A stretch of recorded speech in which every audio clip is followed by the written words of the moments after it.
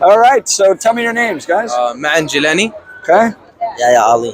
And y'all are from here in Chicago? Yes. Okay, so you got some signs up here. Let's discuss. What can we do for Gaza? This is the one I'm interested in. Islam is the only solution to Gaza. Tell me Yes. about that sign. So what we mean by that is that the only solution that is going to eventually help Gaza, and not only Gaza in particular, all the Muslim lands that are being oppressed, like in Syria and Iraq, is Islam. The reason we say that is because we believe Islam is by our created by our Creator, who is made to take mankind from darkness and into the light.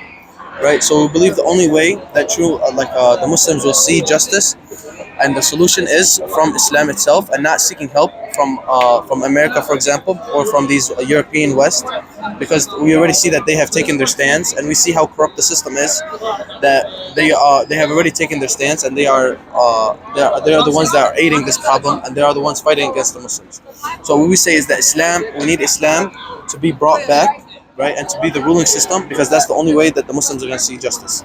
Would you like to see that in Israel as well? How about the Western Europe, the United States? Would you like to see Islam rule in all those countries?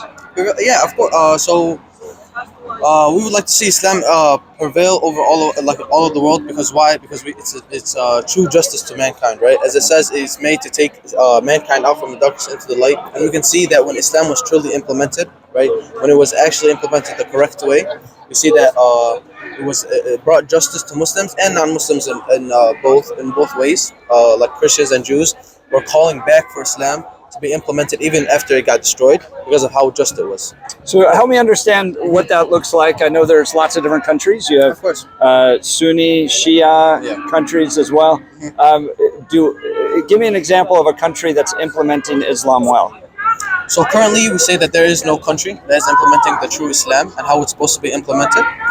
Right, the closest thing that you will see to Islam being implemented would be before 1917, right? Like for the Ottoman Empire, that would be the closest thing that you would see to Islam being implemented. And what was the name of that empire? Ottoman Empire. Okay. Ottoman Empire. The Ottoman Empire. Oh, Ottoman Empire. Yeah. Okay, gotcha. I don't know much about that. Yeah. So tell me why that it best reflects Islam. 100%. Because when you see that, if you look at history, when Islam was the prevailing ruling system, right? When Islam was being implemented the correct way, like on the Ottoman Empire, you see that Muslims prevailed, right?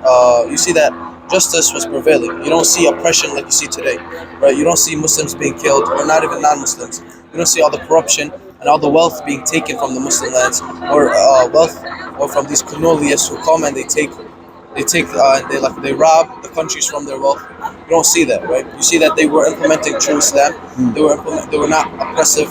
They would not go into lands and take their wealth and strip them from their rights, but rather they would elevate the status of the lands whenever they would open a land. So Yes.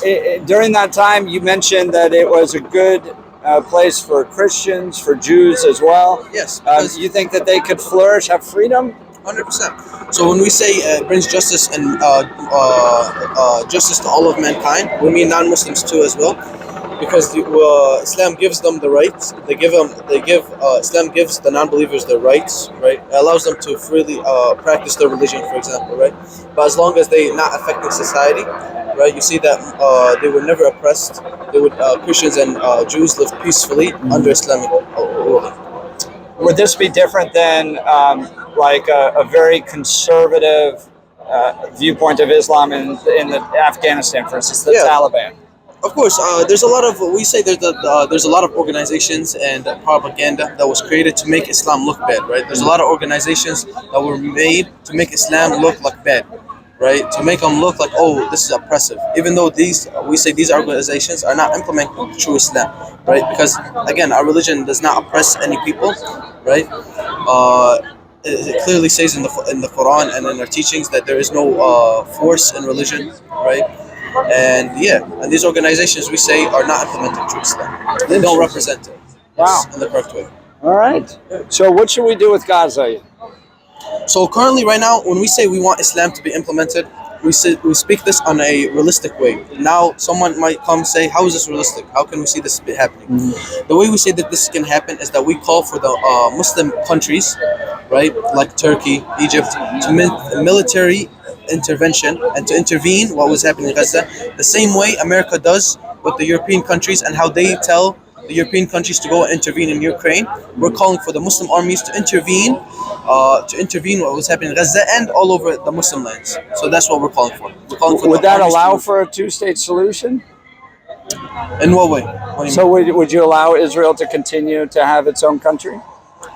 So again, like I said, we believe that Islam should be the ruling system, Yeah. right? And Islam itself would bring justice. So Israel would not exist. Palestine would not exist. It would be under the Islamic rule.